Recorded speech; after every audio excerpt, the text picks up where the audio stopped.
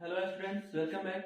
आज के इस वीडियो में हम लोग देखने वाले हैं क्लास 10th का संस्कृत का जो सिलेबस है उसका कुछ अनुवाद को देखने वाले हैं जो एग्जाम के लिए बहुत ही ज्यादा महत्वपूर्ण है। इसको समझ लीजिए बोर्ड मॉडल है, ठीक है। इसको अच्छे से रिवाइज कर लेना है क्योंकि एकदम नियर आ चुका है, इसलिए इसको अच्छे से रिवाइज कर लेना है। जिसमें हम लोग देखेंगे, पहला है बिहार की राजधानी पटना है, ठीक है। तो जब भी अनुवाद आप लोग बनाइए तो कुछ बातों को ध्यान रखना है, जैसे कारक चिन्ह को ध्यान रखना है, ठीक है। तो यहाँ पर कारक चिन्ह देखेंगे तो क्या है की, और की हम लोग को पता है संबंध कारक का चिन्ह होता है और इसकी विभक्ति जो होती है वो षष्ठी विभक्ति होती है, और यही पहचानने के बाद हम लोग उसको शब्द रूप पर लेकर जा सकते हैं। तो बिहार है, अकार अंत है, बालक पर चलेगा, और बालक में षष्ठी संबंध कारक में षष्ठी विभक्ति में अगर हम लोग पढ़े तो बालकस्य होता है। तो यहाँ पे सिंपल सा क्या हो जाएगा, बिहार की का संस्कृत हो जाएगा बिहारस्य। बिहारस्य राजधानी का राजधानी हो जाएगा, राजधानी हो जाएगा। राजधानी इसलिए हो जाएगा क्योंकि किसी भी शब्द का एक कारक सूत्र में आप लोग पढ़े होंगे, प्रतिपदिकार्थ मात्रे प्रथमा। किसी भी शब्द का अगर संस्कृत में अर्थ बताना होता है तो उसमें प्रथमा विभक्ति का प्रयोग किया जाता है। उसी के अनुसार राजधानी है तो फल पर चलेगा तो फलम होता है, तो यहाँ पर क्या हो जाएगा राजधानी। पटना का होता है संस्कृत, याद रखना है पाटलिपुत्रम। पाटलिपुत्रम, वैसे पटना का पूरा प्राचीनतम नाम पाटलिपुत्रम भी है, पाटलिपुत्रम हो जाएगा। और है का संस्कृत होता है अस्थि। है का संस्कृत अस्थि तब प्रयोग करते हैं, ये अस धातु पर होता है। अस्थि जो है, अस्थि अस्ति अस धातु पर होता है। इसका प्रयोग तब करते हैं जब वाक्य में कोई मुख्य क्रिया नहीं हो, ठीक है, तब हम लोग अस्थि का प्रयोग करते हैं। दूसरा है वह कान से बहरा है। बहुत ही यूनिक अनुवाद लिए हुए हैं, इसी तरह का प्रश्न एग्जाम में पूछा जाएगा, ठीक है ना, मतलब अनुवाद पूछे जाएंगे। तो वह का संस्कृत होता है स, और यहाँ पर कान से है। अब हम लोग पढ़े हुए हैं कारक, मतलब कारक का जब हम लोग चिन्ह पढ़ते हैं, प्रकार पढ़ते हैं, तो उसमें पढ़ते हैं एक पर आता है करण से, दूसरा आता है अपादान से।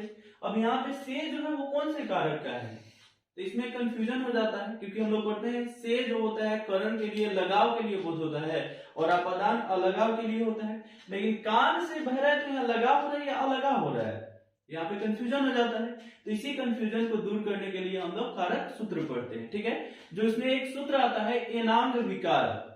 एनांग विकार क्या होता है कि अगर किसी भी व्यक्ति का किसी अंग में विकार उत्पन्न है तो उस विकार रूपी अंग में तृतीय विभक्ति का प्रयोग किया जाता है। कारक सूत्र बहुत ही महत्वपूर्ण होता है।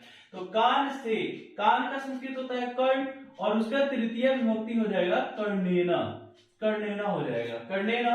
और बहरा का बधिरा, आप अस्थि यहाँ पर लिख भी सकते हैं या नहीं भी लिखेंगे तब भी चलेगा, ठीक है। तुम खा कर पढ़ते हो, यहाँ पर तुम का संस्कृत हो जाता है तुम। खा कर का बहुत ही महत्वपूर्ण है, ध्यान से समझिएगा कि देखिए इस वाक्य में अगर देखिएगा तो पढ़ना एक क्रिया है और खाना भी एक क्रिया है, दो क्रिया का प्रयोग किया गया है। लेकिन पहले कौन सी क्रिया संपन्न हो रही है, तो खाना, क्योंकि खा कर वो पढ़ता है। तो खाना जो है वो पूर्वकालिक क्रिया कहलाता है, और पूर्वकालिक क्रिया में अगर कर लगा हुआ है तो इसमें हम लोग प्रत्यय का प्रयोग करते हैं, वो कित्वा प्रत्यय होता है, और कित्वा का शेष क्या बचता है, त्वा शेष बचता है, ठीक है ना। इस बात को ध्यान में रखना है, पूर्वकालिक क्रिया में यदि कर रहता है तो उसमें हम लोग कित्वा प्रत्यय का प्रयोग करते हैं। अगर प्रत्यय अच्छे से नहीं पढ़े हुए हैं तो उसका भी वीडियो अपलोड कर दिया जाएगा, बेचैन नहीं होना है। तो खा कर का संस्कृत हो जाता है खादित्वा, पढ़ कर का होगा पठित्वा, ठीक है। सुन कर का श्रुत्वा, जा कर का गत्वा, ये बात याद रखना है, ठीक है। पढ़ते हो तो यहाँ पर क्रिया जो है वो वर्तमान काल में है, ता है ती है, वर्तमान काल में होता है, तो लट लगर का प्रयोग किया जाता है। और पढ़ना के लिए पठ धातु और लट लगर का जो सूत्र होता है वो ती था अंति सी था आमी आओ आमा होता है। यहाँ तुम है मध्यम पुरुष एक वचन में, तो ती था अंति सी होता है, तो क्या हो जाएगा पठसी। बहुत ही सिंपल है। अगला देखिए, पेड़ से पत्ते गिरते हैं, इसको तो बार बार रिवीजन कर लेना है क्योंकि ये बहुत ही बार पूछा जा चुका है अनुवाद के रूप में। पेड़ से पत्ते गिरते हैं, तो पेड़ से का क्या हो जाएगा, कौन सी विभक्ति का प्रयोग किया जाए, तो पेड़ से पत्ते गिरते हैं, अलगाव का बोध हो रहा है तो अलगाव के लिए प्रदान करें पंचमी विभक्ति। तो पेड़ से का हो जाएगा वृक्षात, क्योंकि बालकात होता है तो वृक्षात हो जाएगा, ठीक है। पत्ते गिरते हैं, तो पत्ता का संस्कृत होता है पत्रम। अब चूंकि बहुत सारे पत्ते हैं इसलिए बहुवचन में हो जाएगा पत्राणि। फल पर चलेगा ये, फलम फले फलानी होता है, पत्रम पत्रे पत्राणि। गिरना के लिए पद धातु का प्रयोग किया जाता है, वर्तमान काल में भी है लेकिन बहुवचन में है क्योंकि पत्ते गिरते हैं। तो ती तो अंति होता है, तो क्या हो जाएगा पतंती। अगला वाक्य है वह घर जाकर खाएगा। ठीक है, वह घर जाकर खाएगा, तो वह का संस्कृत हो जाएगा स, घर का हो जाएगा गृहम।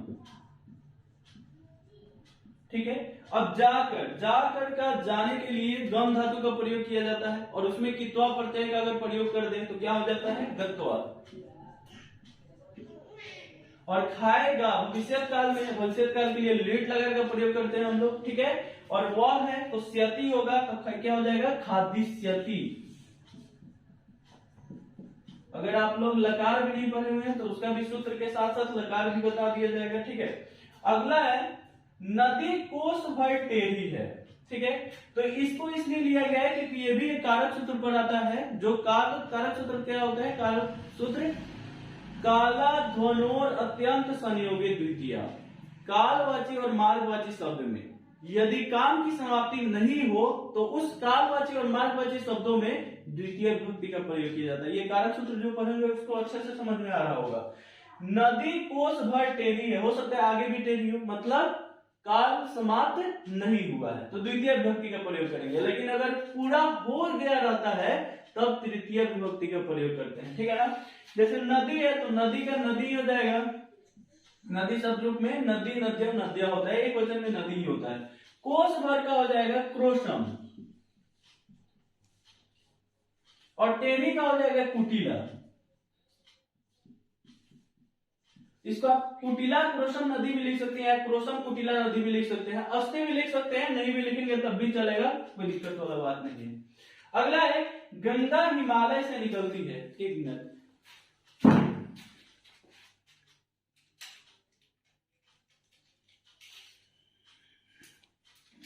ठीक है, गंगा हिमालय से निकलती है तो गंगा का लता पर चलेगा तो गंगा का गंगा ही होता है।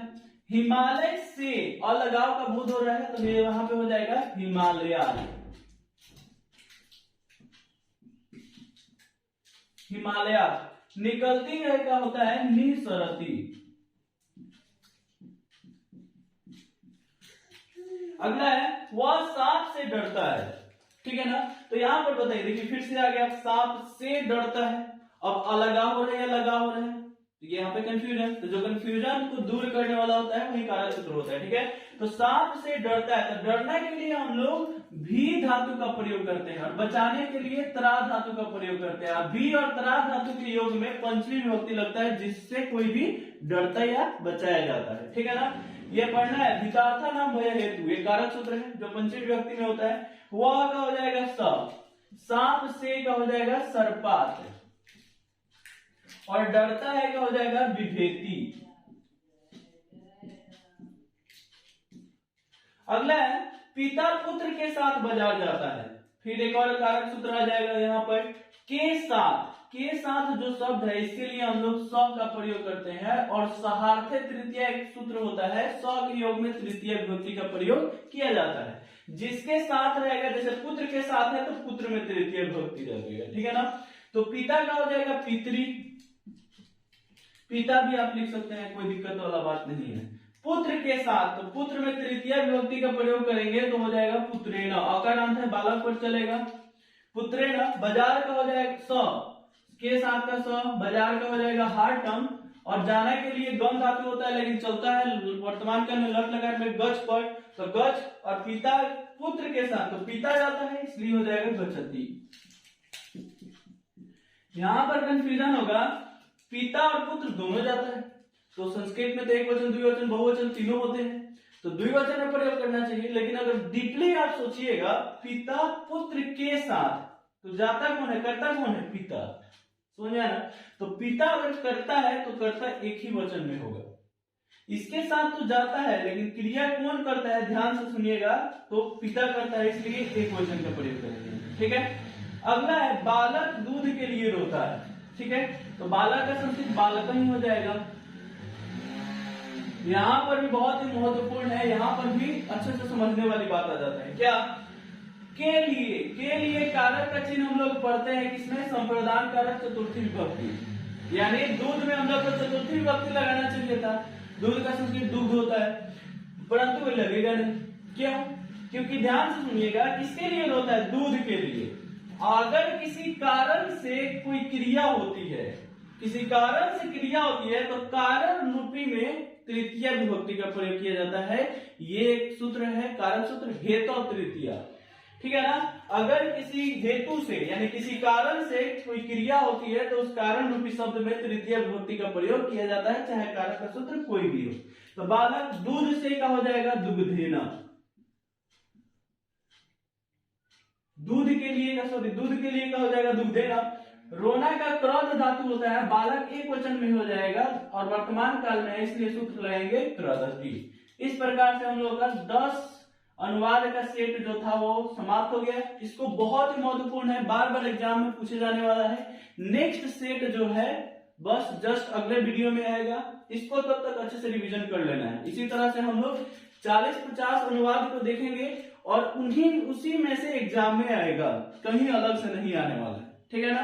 तो इसको अच्छे से आप रिवीजन कीजिए। मिलते हैं नेक्स्ट वीडियो में, तब तक के लिए बाय।